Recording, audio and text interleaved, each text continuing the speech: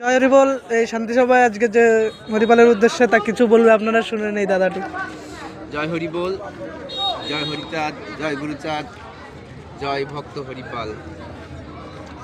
আমি একটা মতুয়া ঘরের সন্তান, হরিগুরুচাঁদ নামে বিশ্বাসী, পাল বংশের ছেলে। ভক্ত হরিপালের কথা বলার মতো সেরকম কিছু আমার আইডিয়া হয়নি, তবে আমি পাল বংশে পালের ঘরে জন্ম নিয়ে আমি যতটুকু জানতে পেরেছি তাতে আমার ভক্তির মধ্যে দিয়ে আমার মনে হয় যে ভক্ত হরিপাল শুধু ভক্ত হরিপালই, তার বিকল্প কোনো জাতির মধ্যে তুলনা করা, কোনো সম্প্রদায়ের মধ্যে তুলনা করা সেটা পাথেয় বলে সম্ভব না।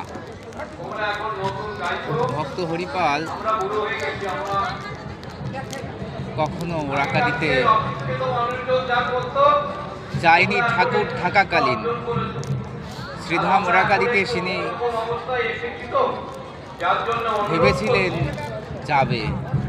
হরিচাঁদ ঠাকুর গদিশীন অবস্থায় উনি একদিন ভেবেছিলেন যে হরিচাঁদ ঠাকুরকে দেখবে, কিন্তু ভাগ্যের পরিহাসে হরিচাঁদ ঠাকুর গদিশীন অবস্থায় তাকে দেখার সৌভাগ্য হরিপালের হয় না।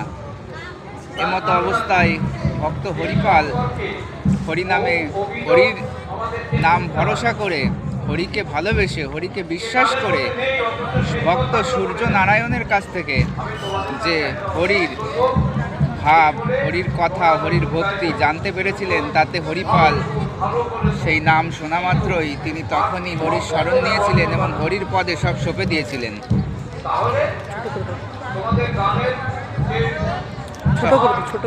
সব সঁপে দিয়েছিলেন, যার ফলস্বরূপ হরিপালের একদিন জ্বর হয়েছিল।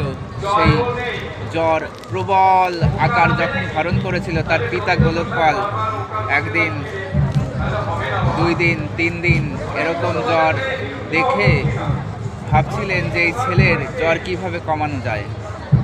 তখন ছেলেকে বলেছিলেন, হরি তুমি চলো বদ্যির কাছে, তোমাকে বদ্যি দেখিয়ে নিয়ে আসি, তুমি ওষুধ খাও, তুমি ভালো হয়ে যাবে। তখন হরিপাল বলেছিল, বাবা আমি ওষুধ খাবো না, কারণ